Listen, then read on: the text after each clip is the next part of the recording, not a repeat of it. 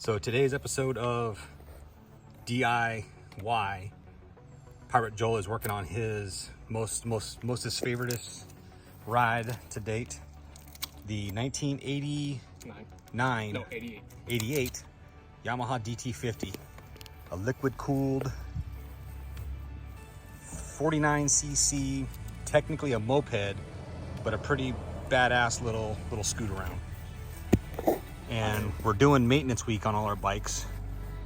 And what we're doing here is just, for some reason, this side is like really prone to cracking. This is my second pair I've gone through, and you can kind of see the duct tape and the metal wire, and stuff happens to older bikes. I don't mind doing this, but it was my first motorcycle, so for as long as I can, I'm going to keep it. And I refuse to sell this thing. I would rather sell Daisy off for something else, but not this thing. So I'm just replacing the rear lights. So, like Pirate Joel said, this isn't our first time going through this. He's changed it before, and it just smacked off due to, whatever, man. It's a little enduro. Shit happens. Pardon my language. But when we took the lights off before and replaced these rear ones, we took the time to clean it all up in here as best we could. But the thing to do is, if you guys and girls are doing this, mark your wires as you unplug them and let you know what it's going to.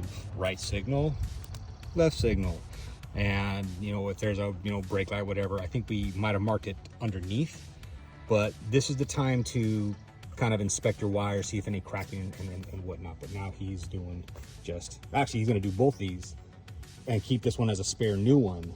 But it's best to have two working ones. So for you guys and girls wondering, or even if you're not wondering, I'm going to give you a piece of advice here. If you can't find stock parts, we've gone through eBay, Amazon, and just normal websites to find the best Chinesium or Taiwanese parts, and they've held up fantastically. The TW200 lights were eBay orders, and these are no different. Took a little while to get here, but don't be afraid to use offshoot stuff, because you'll save more than half the cost of stock OEM lights. And if it's 95 and older, you're probably not going to find it anyways. So don't be afraid to go cheap.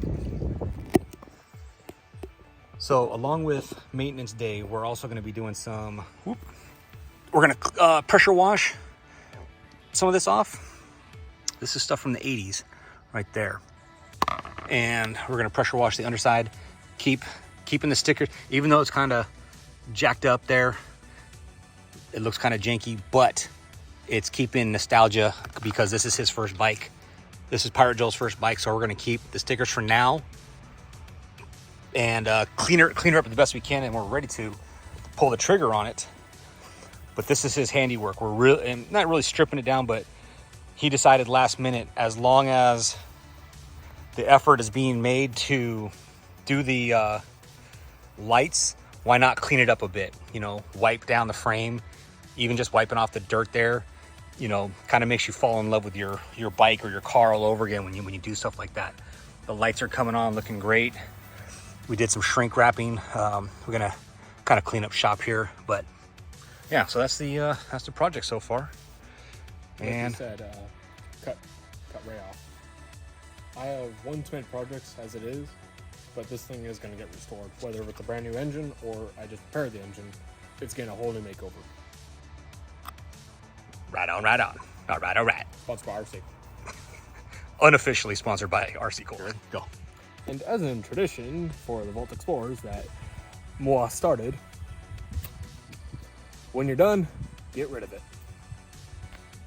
So as you're changing stuff and you have parts that are still good, Pirate Joel is going to take out the bulb and hang on to the actual amber lens there, just in case it breaks, and store that in a plastic bag in a little something or other.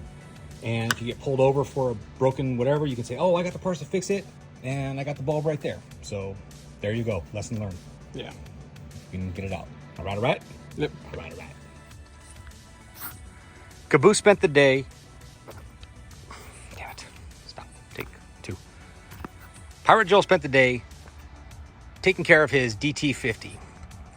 Took apart plastics, seat, wiring, fender, and everything to get underneath, clean it up, to install the turn signals. Some new OEM looking turn signals. And so far, everything is good to go, plug back in. And this is the result of just a startup.